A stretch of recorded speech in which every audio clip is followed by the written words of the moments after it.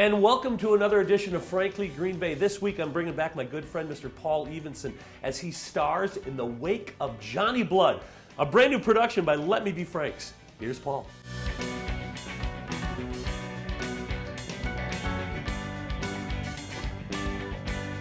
And welcome to another edition of Frankly Green Bay. I got one of my best friends here, Paul Evenson. How you doing, buddy? Great to see you, Frank. And we're here to talk about our brand new show called The Wake of Johnny Blood. Of course, Paul Evenson plays Johnny Blood because, well, you kind of look like him. Who else could really play it? Now, when we look at the story of The Wake of Johnny Blood, of course, half of it is real and half is not real.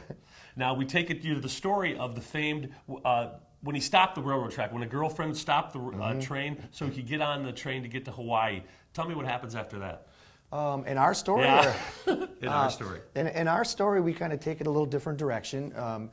Johnny appears dead, but he's actually just dead drunk. Yeah. And so Curly plans a quickie funeral with all that he can muster, all the emotion that he can muster for Johnny so that they're not late for the trip. Yeah. So let's bury this guy quick and then head out to the West Coast because the team had big games out there. And so it's funny. It takes a little hilarious route from there. Yeah. And when they realize I'm not really dead, but I get to participate in my own funeral, which is kind of a cool thing. So. And we actually use the audience in the eulogy. So if you come to the show. Now, I like playing, of course, Curly Lambeau because I'm the largest guy in the group.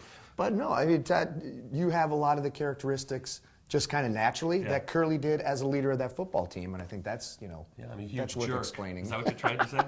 In my hair, I can part my hair just You like can him. part your Right. hair just like him, which is amazing. Well, let's talk about the music. The music, of course, is not exactly from the 30s, but we do all different genres of music that encapsulate the show. Tell us a little bit about the music. How about your stuff, I guess? Well, I mean, I think the music is a good fit. Like you said, I mean, it's hard to go specifically, genre of the time because there just wasn't a lot of music that would relate to today that you could pull out of the 30s. So I think it's still a good, solid, eclectic mix. It'll be what people have come to expect through Let Me Be Frank shows and how we incorporate the right music for the show. It may not be period specific, but it's the right music.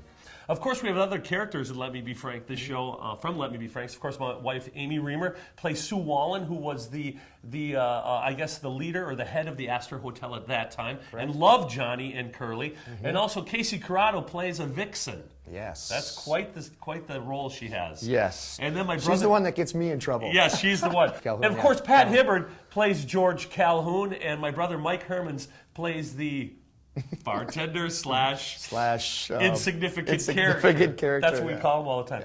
Yeah. And being that Johnny Blood is Irish, this is the perfect time because it's right around St. Paddy's Day. Yeah. March 10th, March 11th at the Titletown Tap Room, and then we got an encore performance actually on Thursday, March 17th at the Woods in Crivets. So if you don't get to see the show at Titletown Tap Room, you can still come and see the show. So, Paulie, thanks so much for talking about our show. You bet. Join us at the Titletown Tap Room March 10th and 11th for The Wake of Johnny Blood. It is a hoot. Join me next week as I bring you another creative person for Frankly Green Bay.